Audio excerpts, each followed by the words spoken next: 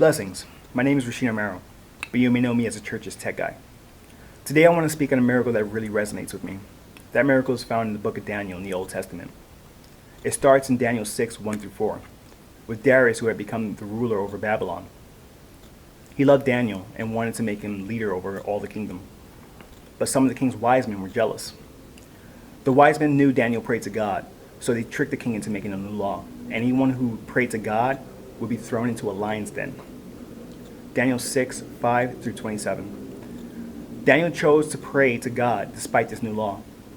The king's wise men saw Daniel praying and told the king that Daniel was breaking the law. Though the king realized that his wise men had tricked him, it was too late. He tried to find a way to save Daniel, but the king had to follow his own law and Daniel was thrown into a lion's den. The king stayed awake all night fasting and praying so that Daniel would be protected. Early the next morning, the king rushed to the lion's den. He called to Daniel to see if he was still alive.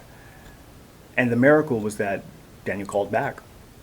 He told the king that God sent an angel to shut the lion's mouth, and they did not hurt him.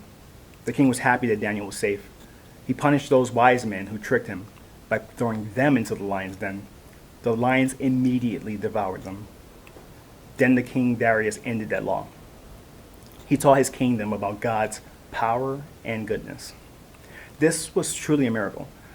And I can relate to it because it really reminds me of myself. I remember ending up in a mental ward after a nervous breakdown, and it was then that I started to think of the Lord. To be honest, up to that point, I knew of Christ, but I didn't have a personal relationship with him. At that mental ward, I was allowed one book, and the only one I had was the Holy Bible. I opened it directly to the story of Daniel. On my first night there, I prayed for the first time in years. I was at my lowest point and surrounded by people who were severely mentally unstable, some even violently so. But I was fine. I was able to talk to people that I was afraid to talk to at first. And the temperament changed. They calmed down, and I was discharged safely. That same mental illness I was suffering under led me to prison. And again, I was surrounded by violence and intimidation.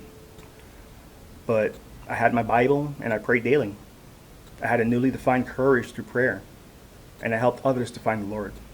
I walked out safely with a compassionate release, and I tell you, they couldn't get rid of me fast enough, and I thank God for that. Sometimes we find ourselves in a lion's den of our own. Sometimes the battlefield is in the mind, because the enemy comes to steal, kill, and destroy. You can find that in John 10:10. But God is good. So my brothers and sisters, keep God's words close. Have the courage to pray. Keep your eyes on the Lord and not on the lions. And you'll make it through. Thank you, and be blessed.